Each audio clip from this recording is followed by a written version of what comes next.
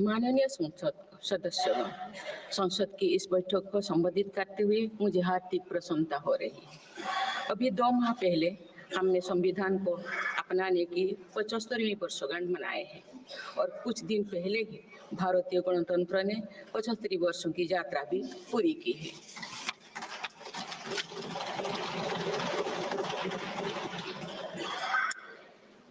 ये अवसर लोकतंत्र की जननी के रूप में भारत के गौरव को नई ऊंचाई देगा। मैं सभी देशवासियों की तरफ से बाबा साहेब आम्बेडकर समेत सभी संविधान निर्माताओं को नमन करती हूँ। माननीय सदस्यगण, इस समय देश में महाकुंभ का ऐतिहासिक पर्व भी चल रहा है। महाकुंभ भारत की सांस्कृतिक परंपरा का, भारत की सामाजिक चेतना का पर्व है। देश और दुनिया से आए करोड़ों श्रद्धालु प्रयागराज में पूर्ण स्नान कर चुके हैं। मैं मोनो अमावस्या के दिन हुई हादसे पर अपना दुख व्यक्त करती हूँ।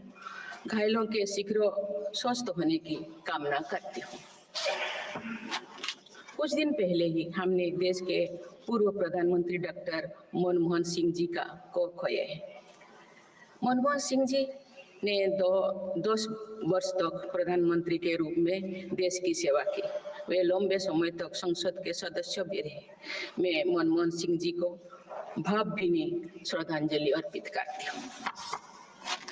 माननीय सदस्यगण, भारत की विकास यात्रा की इस अमृतकाल को आज मेरी सरकार अभूतपूर्व उपलब्धियों के माध्यम से नई ऊर्जा दे रही है।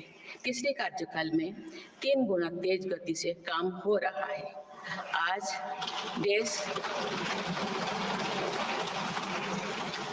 देश बड़े निर्णयों और नीतियों को असाधारण गति से लागू होते देख रहा है और इन निर्णयों में देश की गरीब, मध्यम वर्ग, युवा, महिलाओं, किसानों को सर्वोच्च प्राथमिकता मिली। मेरी सरकार ने तीसरे कार्यकाल में सभी के लिए आवास के उद्देश्य की पूर्ति के लिए ठोस कदम उठाए हैं। प्रधानमंत्री आवास योजना का विस्तार करते हुए 3 करोड़ अतिरिक्त परिवारों को नए घर देने का निर्णय लिया गया है। इसके लिए 5,36,000 करोड़ रुपया खर्च किए जाने की योजना है। मेरी सरकार गांव में गरीबों की उनकी आवासीय भूमि का हक देने और वित्तीय समावेशन के लिए प्रतिबद्ध है। इस दिशा में स्वामित्व योजना के अंतर्गत अब तक 2 करोड़ 25 लाख स्वामित्व कार्ड जारी किए गए। इनमें से करीब 70 लाख स्वामित्व कार्ड पिछले 6 महीने से जारी किए।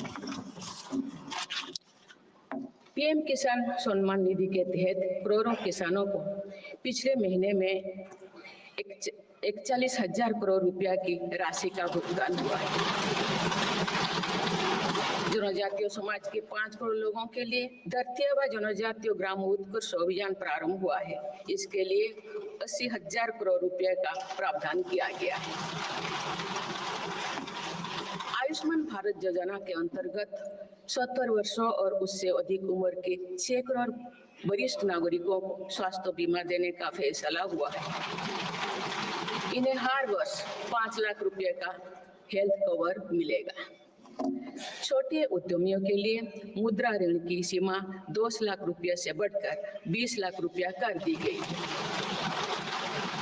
मेरी सरकार ने युवाओं की शिक्षा और उनके लिए रोजगार के नए अवसर तैयार करने पर विशेष फोकस किया है। मेधावी छात्रों को उच्च शिक्षा में वित्तीय सहायता देने के लिए पीएम विद्यालक्ष्मी योजना शुरू की गई है। 1 करोड़ युवाओं को शीर्ष 500 कंपनियों में इंटर्नशिप के अवसर भी दिए जाएंगे। पेपर लीक की घटनाओं को रोकने और भर्ती में पारदर्शिता सुनिश्चित करने के लिए नया कानून लागू किया गया है। सहकार से समृद्धि की भावना पर चलते हुए सरकार ने त्रिभुवन सहकारी यूनिवर्सिटी की स्थापना को प्रस्ताव स्वीकृत किया है। सरकार ने प्रधानमंत्री ग्राम सड़क योजना के चौथे चरण में 25,000 बस्तियों को जोड़ने के लिए 70,000 करोड़ रुपया स्वीकृत किए।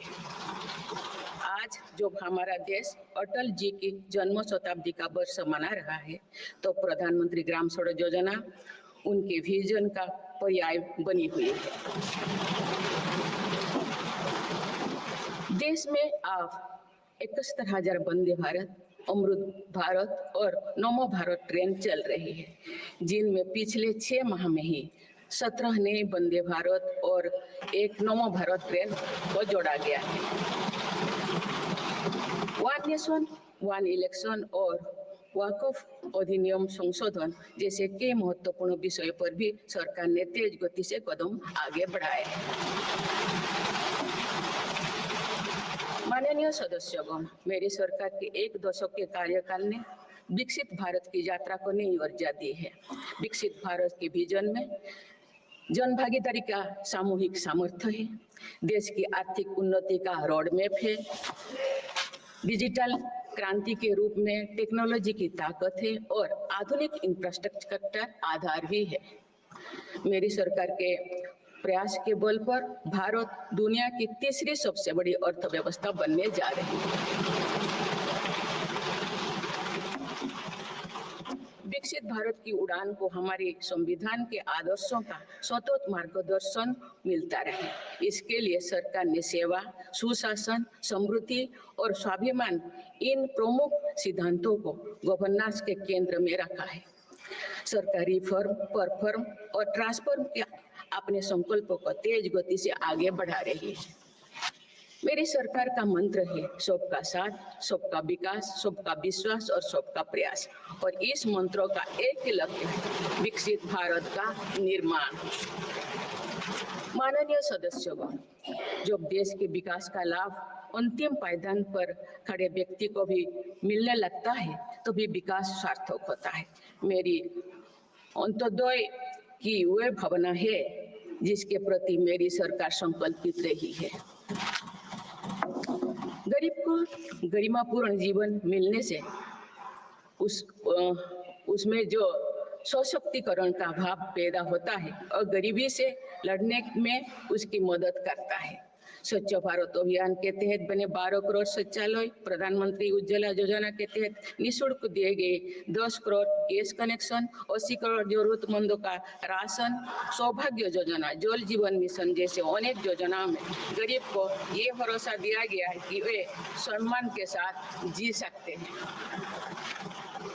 ऐसे ही प्रयासों की वजह से देश के 25 करोड़ लोग गरीबों को परास्त करके आज अपने जीवन में आगे बढ़ रहे हैं। इन्होंने न्यू मिडिल क्लास का एक ऐसा समूह तैयार किया है जो भारत की ग्रोथ को नई ऊर्जा से भर रहा है।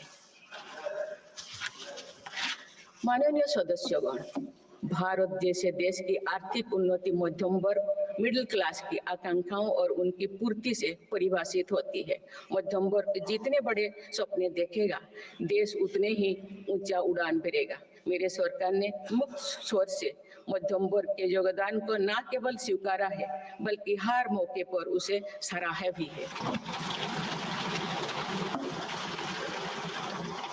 सरकारी कर्मचारी भी मिडिल क्लास के अहम प्रतिनिधि है। हाल ही में मेरी सरकार ने सरकारी कर्मचारियों के कल्याण के लिए 8वें वेतन आयोग के गठन का निर्णय लिया है। ये निर्णय आने वाले वर्षों में सरकारी कर्मचारियों के वेतन में बड़ी वृद्धि का आधार बनेगा। केंद्र सरकार के लाखों कर्मचारियों का यूनिफाइड पेंशन स्कीम के तहत 50% सुनिश्चित पेंशन देने का निर्णय भी लिया गया है, जिसका व्यापक स्वागत हुआ है। मध्यम वर्ग का अपने घर का सपना पूरा करने के लिए भी मेरी सरकार प्रतिबद्ध है।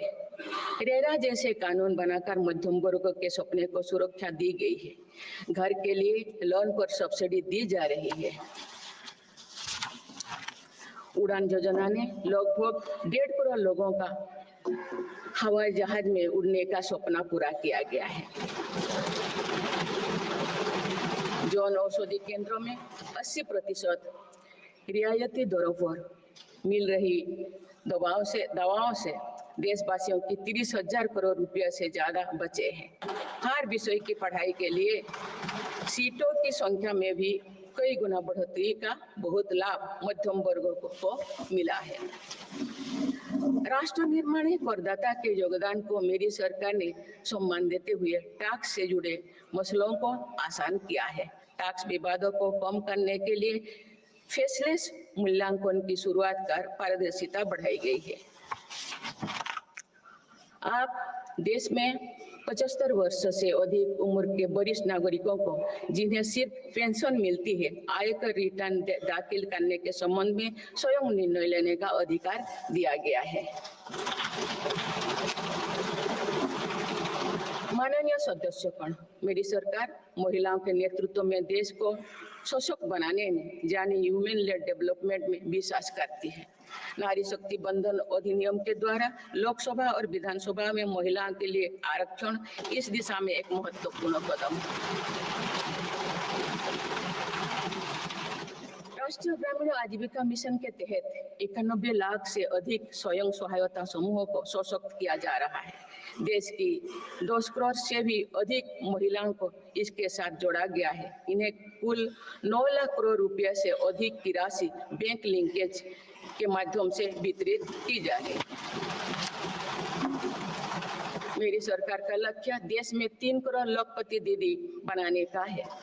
आज 1 करोड़ 15 लाख से भी अधिक लखपति दीदी एक गरिमामयी जीवन जी रहे हैं। इनमें से लगभग 50 लाख लखपति दीदी बीते 6 महीने में बनी है। ये महिलाएं एक उद्यमी के रूप में अपने परिवार के आय में योगदान दे रहे हैं। इंश्योरेंस फॉर ऑल की भावना के साथ कुछ महीने पूर्व ही बीमा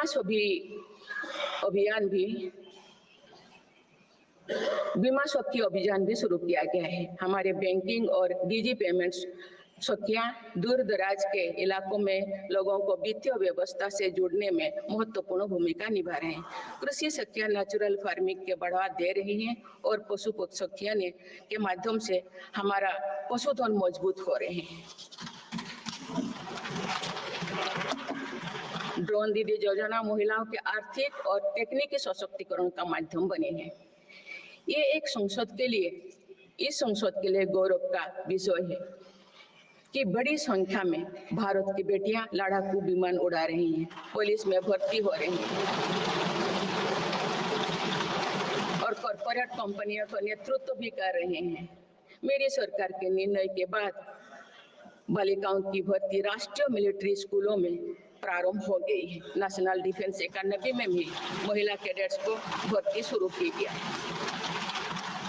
हमारी बेटियां आज ओलंपिक में मेडल लाकर देश को भी गौरवान्वित कर रही हैं। मैं भारत की संसद के माध्यम से देश की नारी शक्ति को विशेष बधाई देती हूँ।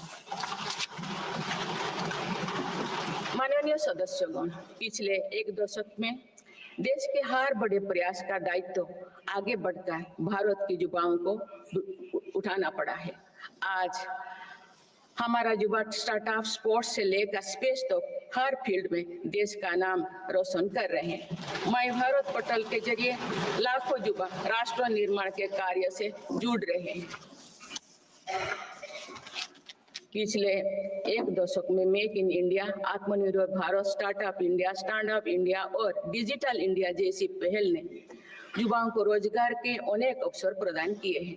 पिछले 2 वर्षों में सरकार ने रिकॉर्ड संख्या में 10 लाख स्थायी सरकारी नौकरियां प्रदान की गई। मेरी सरकार ने युवाओं के बेहतर कौशल और नई अवसरों के सृजन के लिए 2 लाख करोड़ रुपया का पैकेज स्वीकृत किया है। 1 करोड़ युवाओं के लिए इंटर्नशिप की व्यवस्था से युवाओं को ग्राउंड पर काम करने का अनुभव प्राप्त होगा। आज देश में 1.5 लाख से अधिक स्टार्टअप है जो इनोवेशन के स्तंभ के रूप में उभर रहे हैं। 1000 करोड़ रुपया की लागत से स्पेस सेक्टर में वेंचर कैपिटल फंड की शुरुआत की गई है। US world future skill index 2025 में भारत विश्व में दूसरे नंबर पर पहुंच गया है, यानी फ्यूचर ऑफ वर्क श्रेणी में एआई और डिजिटल टेक्नोलॉजी अपनाने में भारत दुनिया को रास्ता दिखा रहा है। ग्लोबल इनोवेशन इंडेक्स में भी भारत की रैंकिंग 76 से सुधरकर 39 हो गए हैं। माननीय सदस्यगण, मेरी सरकार राष्ट्रीय शिक्षा नीति के माध्यम से विद्यार्थियों के लिए आधुनिक शिक्षा व्यवस्था तैयार कर रही है। कोई भी शिक्षा से वंचित ना रहे, इसीलिए मातृभाषा में शिक्षा के अवसर दिए जा रहे हैं।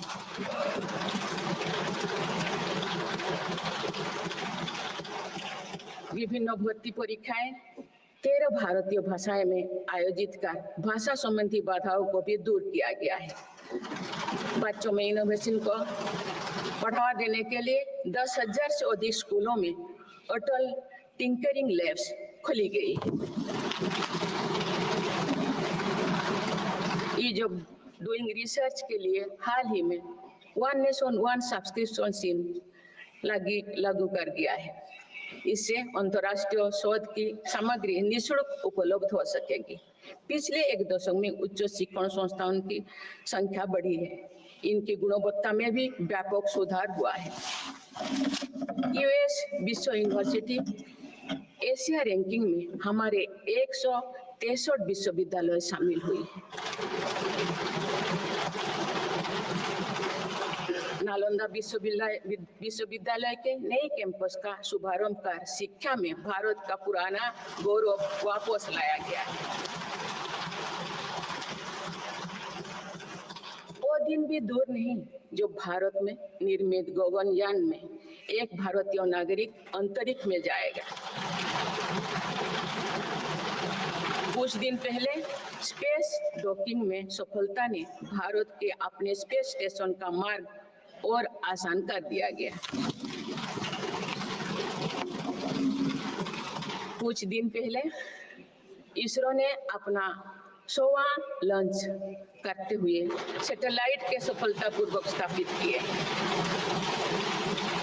मैं इस उपलब्धि के लिए भी इसरो को और सभी देशवासियों को बधाई देती हूँ। माननीय सदस्यगण, मेरी सरकार ने देश में विश्व स्तरीय स्पोर्ट्स वातावरण बनाने की दिशा में खोले खेलो India scheme, target Olympic podium scheme यानी स्टॉप्स राष्ट्रीय स्पोर्ट्स यूनिवर्सिटी स्थापित करके देश को आगे कदम बढ़ाए हैं।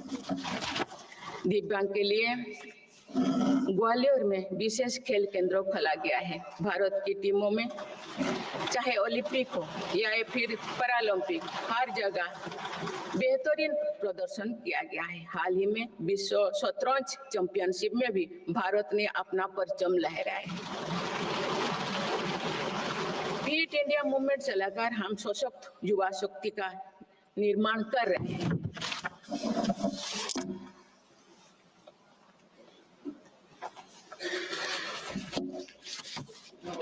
माननीय सदस्यगण, विकसित भारत के निर्माण में किसान, जवान और विज्ञान के साथ ही अनुसंधान का बहुत बड़ा महत्व है। हमारा लक्ष्य भारत को ग्लोबल इनोवेशन पावर हाउस बनाना है।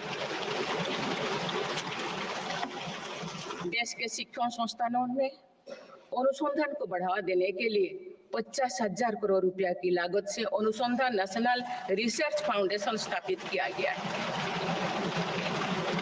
10,000 करोड़ रुपया के लागत से विज्ञान धारा योजना के तहत विज्ञान एवं प्रौद्योगिकी में इनोवेशन को बढ़ावा दिया जा रहा है।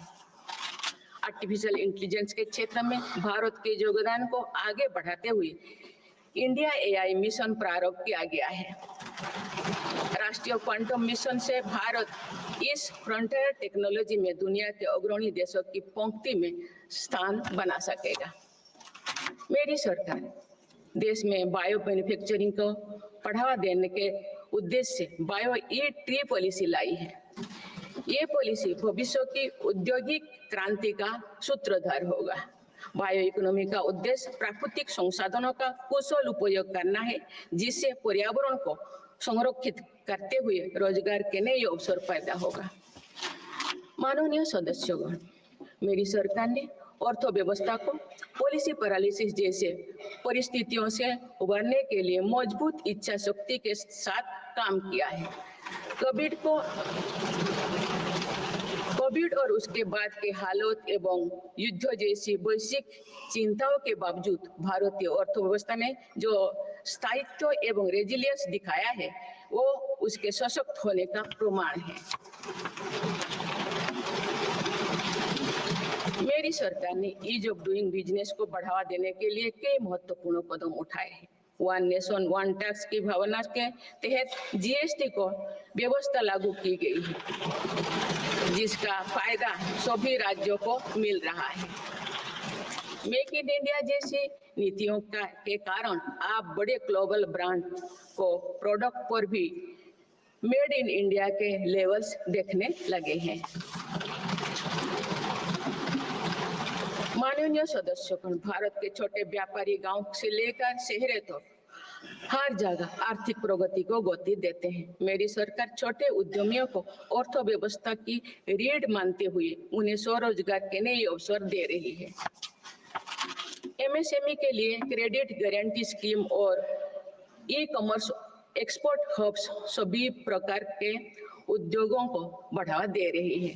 तीसरी कार्यकाल में मेरी सरकार द्वारा मुद्रा ऋण की सीमा को 10 लाख रुपया से बढ़ाकर 20 लाख रुपया करने का लाभ करोड़ों छोटे उद्यमियों को हुआ। मेरी सरकार ने क्रेडिट एक्सेस को आसान बनाया है।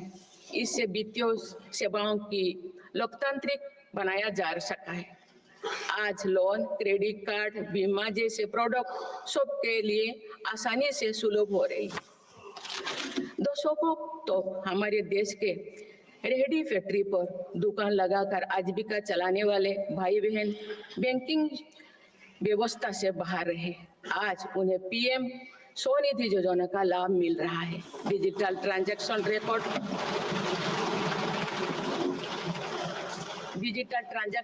रिकॉर्ड के आधार पर उनको बिजनेस बढ़ाने के लिए और लोन मिलता है। ओएनडीसी की व्यवस्था ने डिजिटल कॉमर्स यानी ऑनलाइन शॉपिंग की व्यवस्था को समावेशी बनाया है। आज देश में छोटे बिजनेस को भी आगे बढ़ाने का समान अवसर मिल रहा है।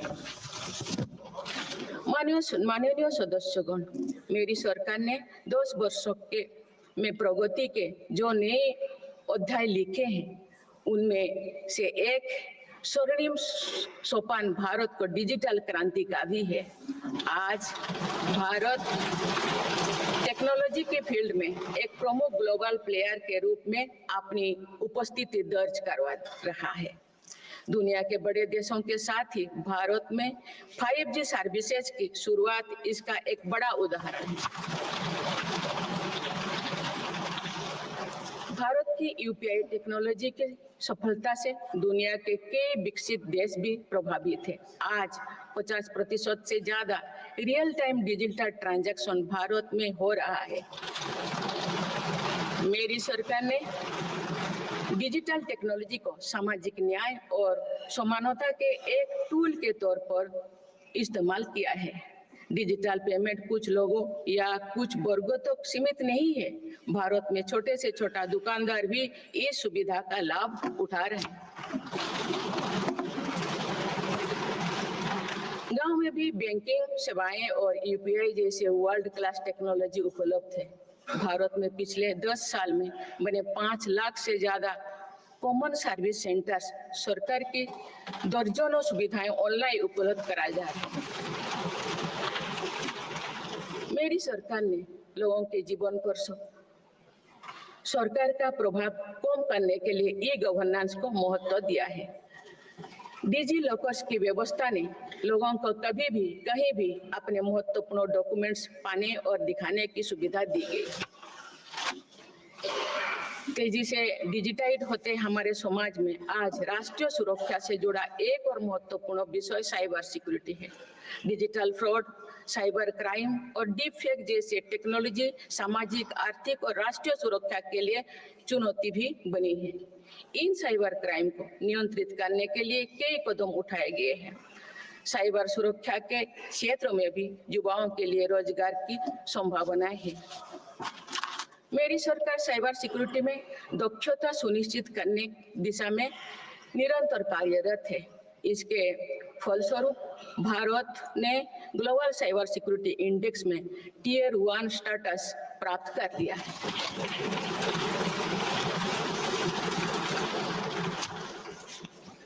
माननीय सदस्यगण, किसी भी देश का आधुनिक इंफ्रास्ट्रक्चर ने केवल उसके नागरिकों को एक बेहतर जीवन एवं देश को नई पहचान देता है, बल्कि देश को एक नया आत्मविश्वास भी देता है।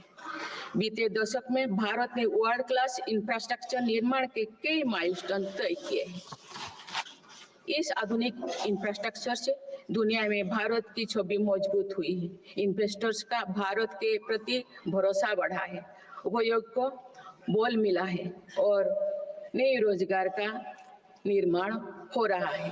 मेरी सरकार देश के हर हिस्से को हाईवे, एक्सप्रेसवे से कनेक्ट करने के लिए मिशन मोड में काम कर रही है। पीएम गति शक्ति नेशनल मास्टर प्लान के द्वारा परियोजना पर पूरा करने की गति तेज हुई है। 2 साल पहले बुनियादी ढांचे का बजट लगभग 2 लाख करोड़ रुपया था, जो पिछले बजट में बढ़कर 11 लाख करोड़ रुपया से अधिक हो गया।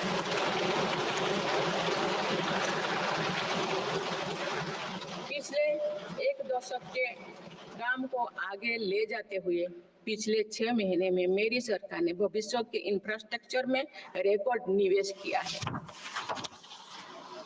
वाडवान में भारत के पहले डीप वाटर मेगा पोर्ट की आधारशिला रखी गई है। 76,000 करोड़ की लागत से बनने वाला ये पोर्ट विश्व के शीर्ष 10 पोर्ट में से एक।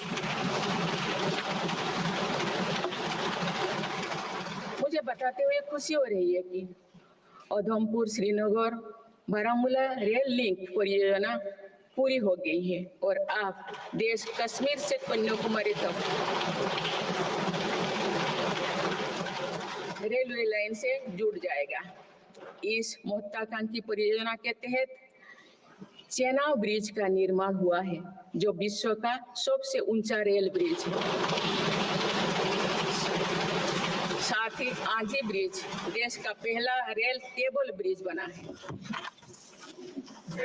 सिंकुन ला सुरंग पर काम भी सफलतापूर्वक आगे बढ़ रहा है। निकट भविष्य में पूरी होने पर यह विश्व की सबसे ऊंचा सुरंग है। इससे लद्दाख और हिमाचल प्रदेश के बीच 12मासी संपर्क बना रहेगा।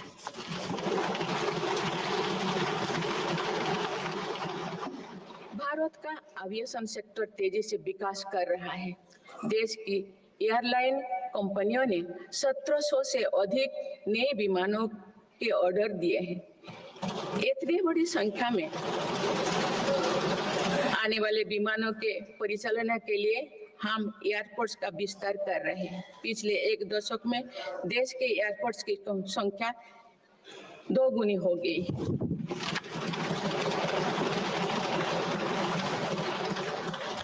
माननीय सदस्यगण, विकसित भारत को गति देने के लिए हमारे शहरों को फ्यूचर रेडी बनाना आवश्यक है।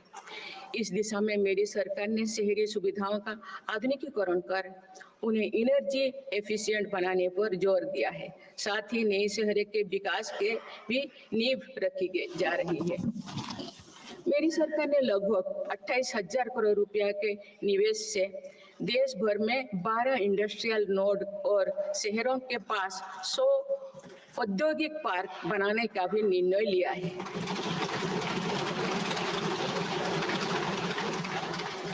शहरी यातायात को सुगम बनाने के कार्य लगातार जारी है। दिल्ली, पुणे, ठाणे और बेंगलुरु में मेट्रो प्रोजेक्ट्स और अहमदाबाद भुज रूट पर शुरू हुई नमो भारत रैपिड रेल सर्विसेज विकसित भारत के शहरों का स्वरूप।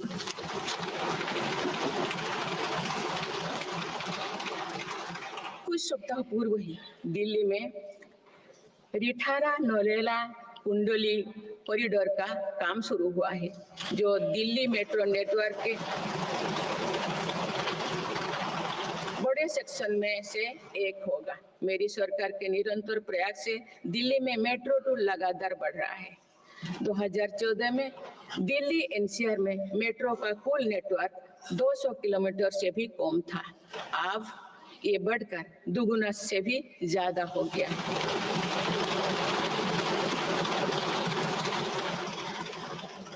आज मुझे ये बताते हुए बेहद प्रसन्नता हो रही है कि भारत का मेट्रो नेटवर्क अब 1000 किलोमीटर के माइलस्टोन को पार कर चुका है।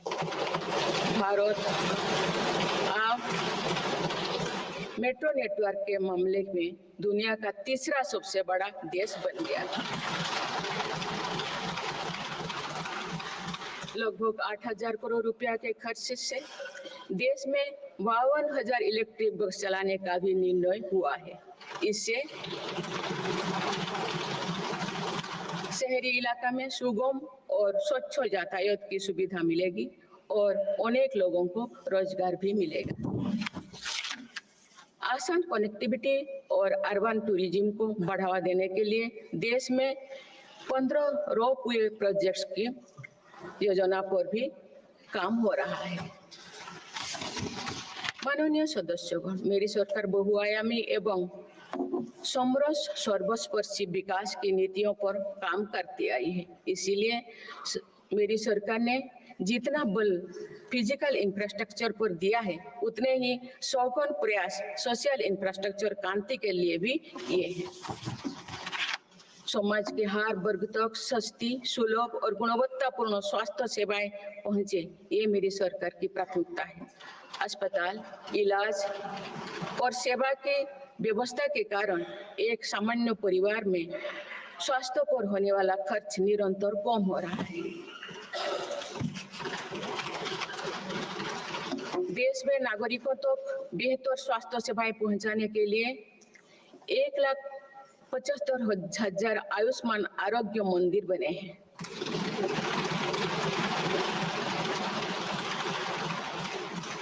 देश में कैंसर मरीजों की बढ़ती संख्या और इलाज में होने वाले खर्च को देखते हुए अनेक कैंसर दवाओं को कस्टम ड्यूटी में से मुक्त कर दिया गया है।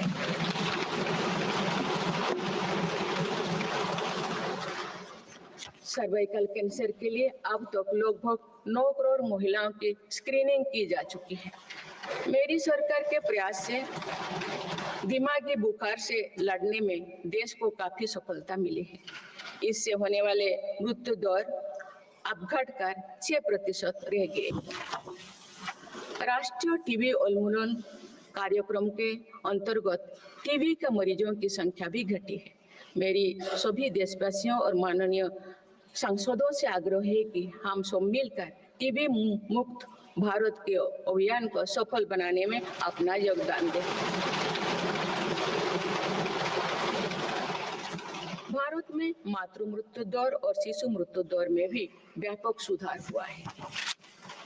गर्भवती महिलाओं और बच्चों के टीकाकरण कार्यक्रम की सही ट्रैकिंग रखने के लिए यूइन पोर्टल लॉन्च किया गया है।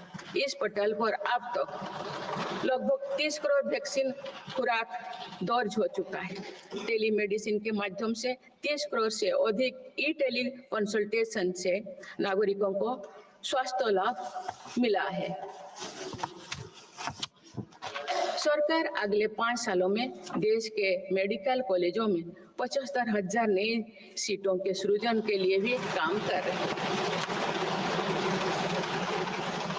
सरकार हेल्थ इंफ्रास्ट्रक्चर और मेडिकल इक्विपमेंट मैन्युफैक्चरिंग को बढ़ावा दे रही है। देश में नई बल्क ड्रग और मेडिकल डिवाइसेस के पार्क भी बनाया जा रहा है। हमने रोजगार के अनेक नए अवसर उपलब्ध हो रहा है। माननीय सदस्यगण, भारत में आधुनिक और आत्मनिर्भर कृषि व्यवस्था हमारा लक्ष्य है। मेरी सरकार किसानों को फसलों का उचित दाम दिलाने और उनकी आय बढ़ाने के लिए समर्पित भाव से काम कर रही है।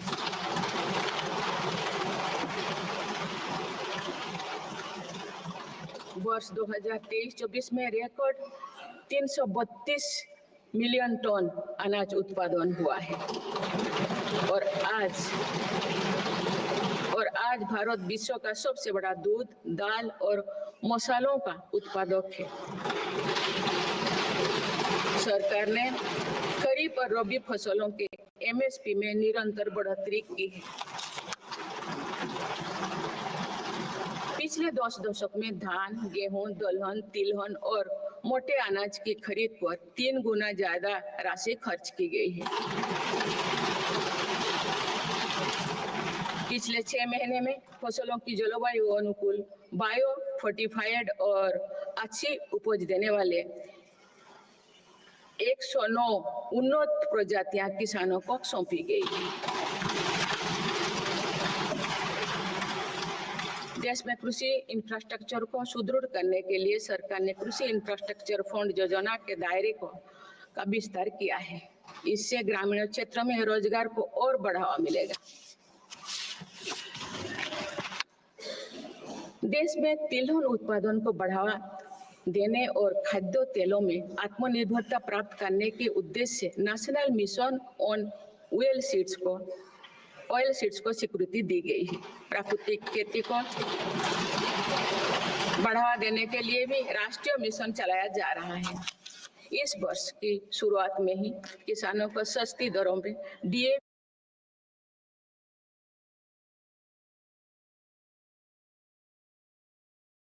की उपलब्धता सुनिश्चित करने के लिए विशेष पैकेज की अवधि की बढ़ाया गया है। मत्स्य पालन को बढ़ावा देने के लिए 11 एकीकृत एक्वा पार्क की स्थापना की गई है। माननीय सदस्यगण, कुछ सप्ताह पूर्व ही भारत मौसम विज्ञान विभाग के 150 साल पूरी हुई है। वेदर रेडी और क्लाइमेट स्मार्ट भारत के लिए मेरी सरकार ने 2000 करोड़ रुपए की लागत से मिशन मौसम प्रारंभ किया है, जिसका लाभ हमारे किसानों को भी मिलेगा। बाबा साहेब अम्बेडकर के विजन पर चलते हुए देश के सूखाग्रस्त इलाकों में सिंचाई और पीने के पानी उपलब्ध कराने के लिए मेरी सरकार ने 2 ऐतिहासिक रिवर इंटरलिंकिंग परियोजनाओं पर काम आगे बढ़ाया है। 40,000 करोड़ रुपया से अधिक लागत की किन बेतवा लिंक परियोजना में मध्य प्रदेश और उत्तर प्रदेश के लाखों ग्रामीण भाई बहन का लाभ मिलेगा। संशोधित पार्वती कालीमेघी चंबल लिंक परियोजना में राजस्थान और मध्य प्रदेश में सिंचाई और पीने के पानी की आवश्यकता की पूर्ति। पोलावरम सिंचाई परियोजना को पूरा करने के लिए 12,000 करोड़ रुपया की अतिरिक्त राशि भी स्वीकृत की गई है।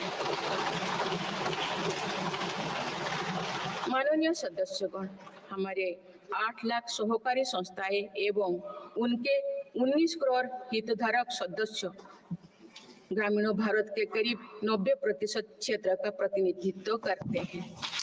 बीते वर्षों में शहरी क्षेत्रों में भी सहकारी संस्थाओं का विस्तार हुआ है। सहकारी सेक्टर के आर्थिक सशक्तिकरण के लिए उठाए गए विभिन्न कदमों के फलस्वरूप रोजगार के अनेक अवसर सृजित हो गए हैं। वर्ष 2025 को अंतर्राष्ट्रीय सहकारिता वर्ष के रूप में मनाया जा रहा है, जिसमें भारत अपना महत्वपूर्ण योगदान देगा।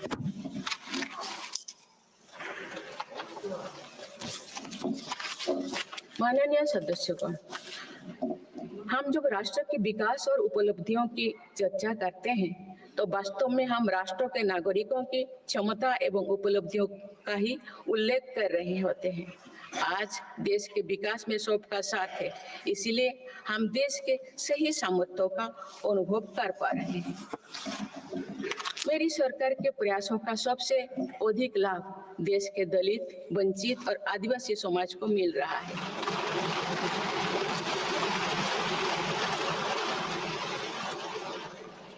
आजादी के दशकों बाद भी हमारे जिस जनजातीय एवं आदिवासी समाज की उपेक्षा होती रही, मेरी सरकार ने उसके कल्याण को पहली प्राथमिकता दी है। धरती आबा जनजातीय ग्राम उत्कर्ष अभियान और पीएम जनमन योजना इसका प्रत्यक्ष उदाहरण है। देश भर में स्थापित 470 से अधिक एकलव्य मॉडल आवासीय विद्यालय के माध्यम से लगभग 1.25 लाख आदिवासी बच्चों को स्कूली शिक्षा दी जा रही है। पिछले 10 वर्ष में आदिवासी बहुल इलाकों में 30 नए मेडिकल कॉलेज खोले गए हैं। विशेष राष्ट्रीय मिशन चलाकर आदिवासी समुदाय की सिकल सेल से जुड़े स्वास्थ्य सेवाओं पर भी ध्यान दिया जा रहा है। इस मिशन के अंतर्गत लगभग 5 करोड़ व्यक्तियों की स्क्रीनिंग की जा चुकी है। जनजातीय विरासत को सहेजने के लिए भी मेरी सरकार ने अनेक कदम उठाए हैं। इस वर्ष भगवान बिरसा मुंडा की 150वीं जयंती का पर्व पूरे देश में जनजातीय गौरव वर्ष के रूप में मनाया जा रहा है।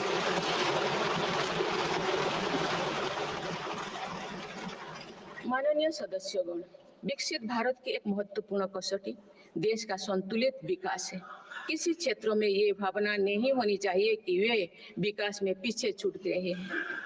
मेरी सरकार ने नॉर्थ ईस्ट के लोगों की इन्हीं भावनाओं को समझा, उनके दिल से दूरियों का भाव समाप्त किया।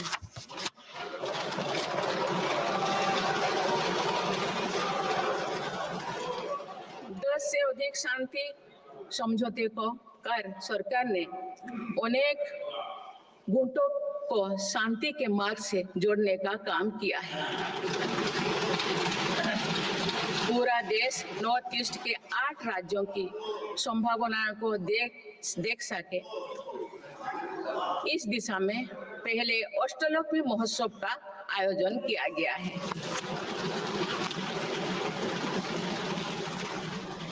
पूर्वोत्तर के विकास के साथ साथ सरकार ने देश के पूर्वोदय यानी पूर्वी राज्यों के सर्वांगीण विकास की कार्य योजना पर काम शुरू कर दिया गया है, जिससे रोजगार के नए अवसर भी उपलब्ध होगी। अंडमान निकोबार एवं लक्षद्वीप में विकास की कई परियोजनाएं प्रारंभ कर उन्हें राष्ट्र की विकास यात्रा में महत्वपूर्ण स्थान दिया गया है। अनुच्छेद 370 हटाने के बाद जम्मू कश्मीर में विकास का एक नया वातावरण बना है।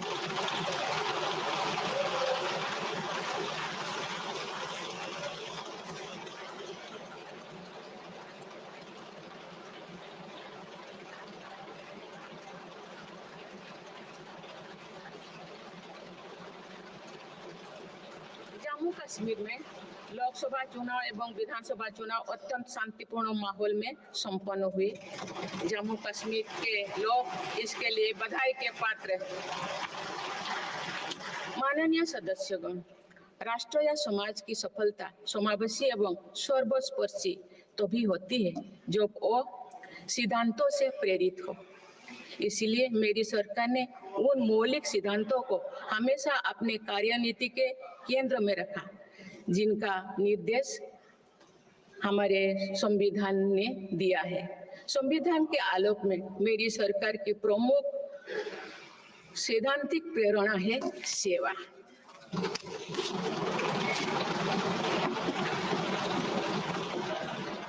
मेरी सरकार मानती है कि 140 करोड़ देशवासियों की सेवा ही सरकार का प्रमुख कर्तव्य है। इस दिशा में सरकार पूरी संवेदनशीलता से काम कर रही है। समाज के पिछड़े वर्ग और सफाई कर्मचारियों को आसान लोन मुहैया कराने के लिए पीएम सूरज योजना का विस्तार किया गया है। सरकारी योजनाओं का लाभ दिव्यांगजनों तक पहुंचाने के लिए 1 करोड़ से अधिक दिव्यांग पहचान पत्र जारी किए गए हैं। स्वच्छता सैनिकों के लिए चलाई जा रही नमस्ते योजना का विस्तार कर अब स्वच्छता का बीड़ा उठाने वाले भाई बहनों को भी इसमें शामिल किया गया है। विकसित भारत की यात्रा में कोई भी छूटने ना पाए। इस ध्येय के अनुरूप मेरी सरकार सचेतन अप्रोच के साथ काम कर रही है। माननीय सदस्यगण, बीता दशक भारत की सांस्कृतिक चेतना के पुनः जागरण का दशक रहा है।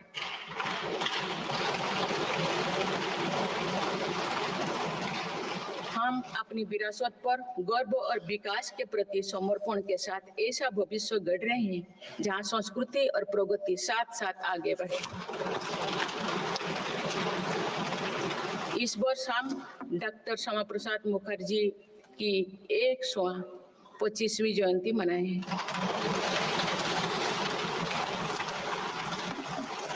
उन्होंने कहा था कि सच्चा राष्ट्रवाद केवल भारत की भौतिक एकता नहीं बल्कि उनकी सांस्कृतिक एकता को मजबूत करने में है।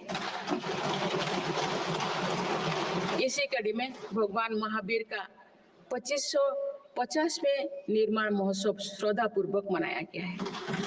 देश ने उत्साह से संत मीराबाई की 525वीं जयंती भी मनाई। महाकवि संत तरुवल्लभ की स्मृति में कई देशों में सांस्कृतिक केंद्र स्थापित किए जा रहे हैं। मेरी सरकार काशी तमिल संगमम, काशी तेलुगु संगमम, सौराष्ट्र तमिल संगमम जैसे सांस्कृतिक आयोजन करके देश की एकता को बढ़ावा दे रही है। माननीय सदस्यगण, हमारी पांडुलिपियां यहाँ हमारी धरोहर है। इनमें विशाल ज्ञान समाहित है जिसका मानव जाति के लाभ के लिए अध्ययन, शोध और उपयोग करने की आवश्यकता है। उन्होंने प्रौद्योगिकी का उपयोग करके पांडुलिपियों के डिजिटाइजेशन और संरक्षण का कार्य मिशन मोड पर प्रारंभ किया जा रहा है। देश की विरासत का एक महत्वपूर्ण स्तंभ हमारी समृद्ध भाषा संस्कृति है। मुझे खुशी है कि सरकार ने असमी, मराठी, पाली, प्राकृत और बांग्ला भाषाओं को क्लासिकल लैंग्वेज का दर्जा दिया है। भारत की सभी भाषाओं में सरलता से संवाद के लिए AI की सहायता से भाषिणी प्लेटफॉर्म का देशवासी व्यापक उपयोग कर रहे हैं। माननीय सदस्यगण, मेरी सरकार के प्रयासों से आज विश्व के सांस्कृतिक मंच पर भारत ने ग्लोबल लीडर की पहचान बनाई है।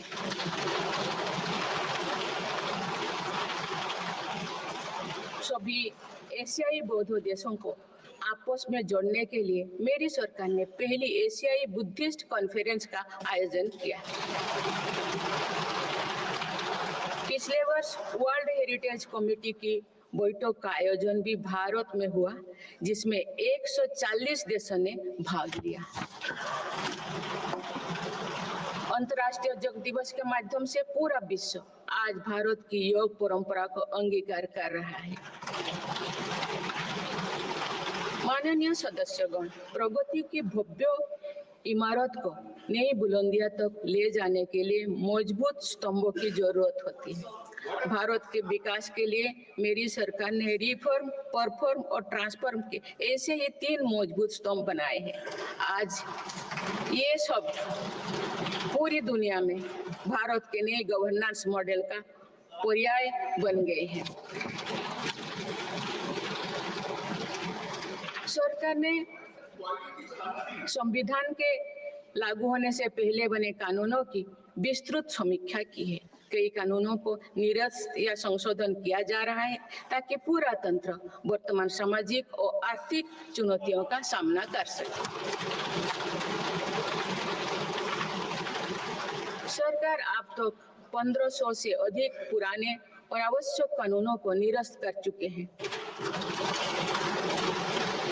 गुलामी के कानूनों को हटाकर दंड संहिता के स्थान पर न्याय संहिता लागू किए गए। जन विश्वास और जन भागीदारी के साथ मेरी सरकार जनता का जीवन सुगम बनाने पर कार्य कर रही है। विवादों को निपटाने के लिए विवाद से विश्वास की पहल की गई है। इसी भावना के साथ सरकार ने 40,000 से अधिक नियमों का कौमिया सरल किया है और 3500 प्रावधानों को अपराध मुक्त किया है।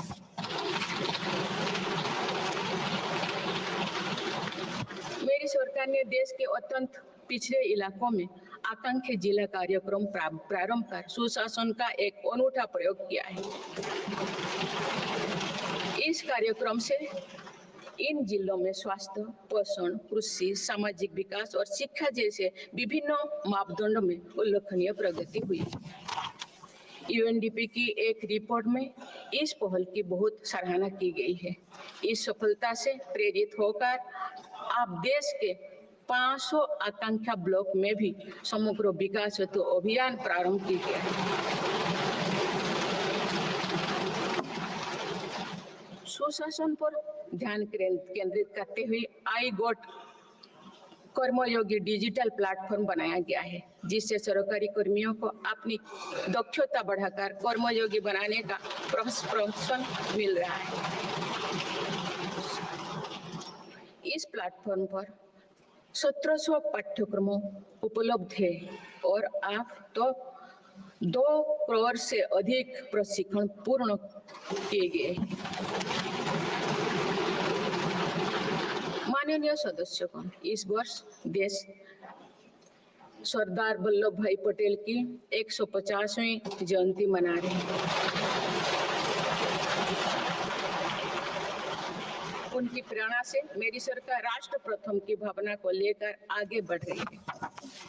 देश की सीमाओं की रक्षा और आंतरिक सुरक्षा सुनिश्चित करने के लिए सरकार ने ऐतिहासिक कार्य किए हैं। विशेषकर रक्षा क्षेत्र में आत्मनिर्भरता में हमें बहुत उत्साहजनक परिणाम मिले हैं। हम मेक इन इंडिया से मेक फॉर द वर्ल्ड की ओर बढ़े हैं। इससे देश में रोजगार के नए अवसर भी बन रहे हैं। कुछ दिन पहले एक ऐतिहासिक पल में देश में बने 2 युद्धपोतों और 1 पनडुब्बी को भारतीय नौसेना में कमीशन किया गया है। देश में डिफेंस इंडस्ट्रियल कॉरिडोर की स्थापना और डिफेंस स्टार्टअप्स को प्रोत्साहन देकर हम आत्मनिर्भरता का और स्वरोजगार को मजबूती दे रहे हैं। सीमाओं की रक्षा के साथ साथ देश के सीमावर्ती क्षेत्र का विकास भी हमारी रणनीति का अहम हिस्सा है। सीमा क्षेत्र की सड़कें और अटल टनल, सेला टनल, सोनमर्ग टनल जैसे आधुनिक इंफ्रास्ट्रक्चर से रक्षा और पर्यटन का बढ़ावा मिला है। सीमा पर स्थित देश के प्रथम गांव में वाइब्रेंट विलेज कार्यक्रम प्रारंभ किया गया है। वामपंथी उग्रवाद को समाप्त करने के लिए के अंतिम चरण की भी शुरुआत हो चुकी है। सरकार के प्रयासों से वामपंथी उग्रवाद प्रभावित जिलों की संख्या 126 से घटकर अब 38 तक आ गई है। माननीय सदस्यगण, वैश्विक अस्थिरता के वातावरण में भारत आर्थिक, सामाजिक और राजनीतिक स्थिरता का स्तंभ बनकर विश्व के सामने आदर्श प्रस्तुत कर रहा है। चाहे G7 समिट हो या क्वाड, ब्रिक्स, एससीओ हो या G20, भारत के सामर्थ्य, नीति और नियत पर पूरे विश्व ने भरोसा जताया है।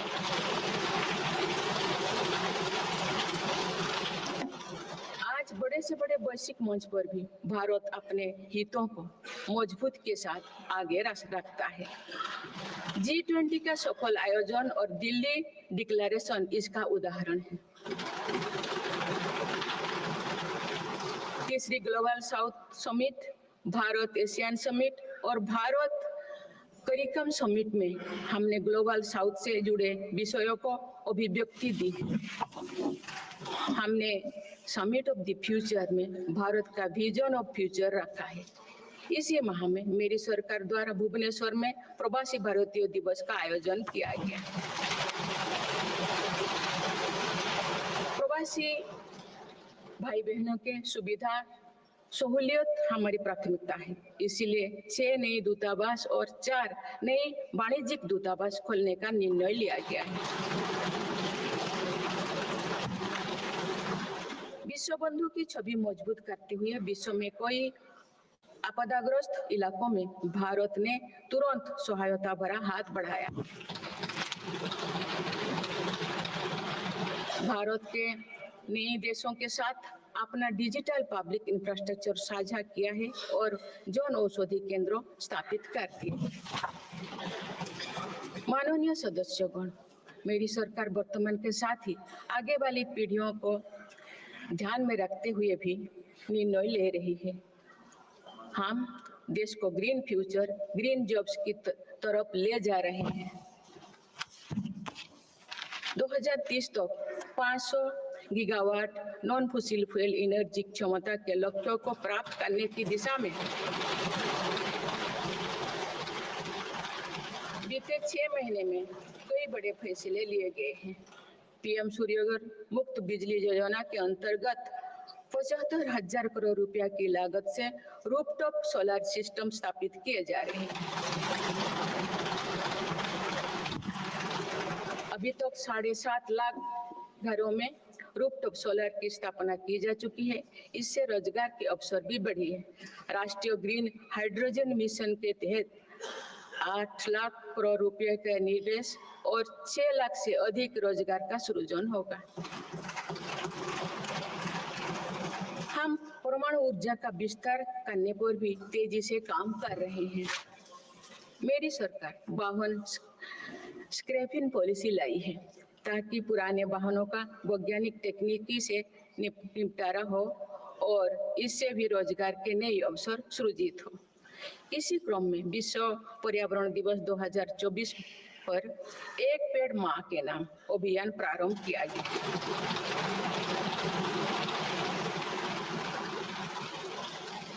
इस पहल में करोड़ों देशवासियों ने बढ़ चढ़कर हिस्सा लिया है।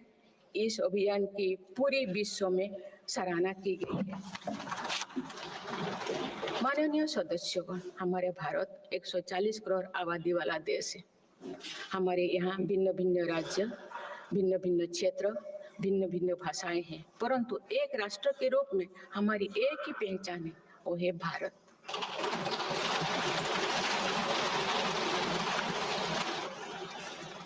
हमारा एक ही संकल्प है, एक ही लक्ष्य है, विकसित भारत।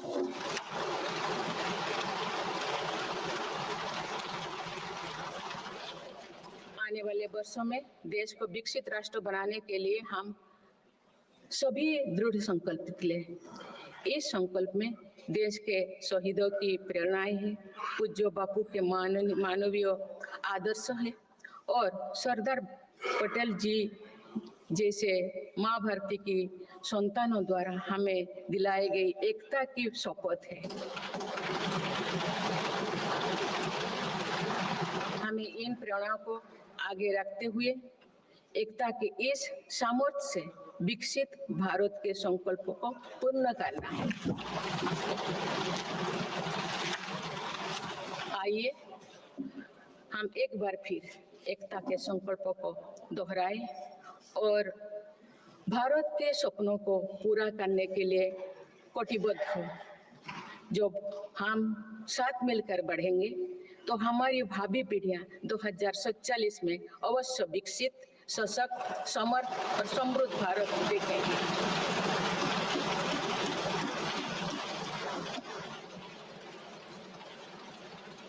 आप सभी को बहुत बहुत शुभकामनाएं।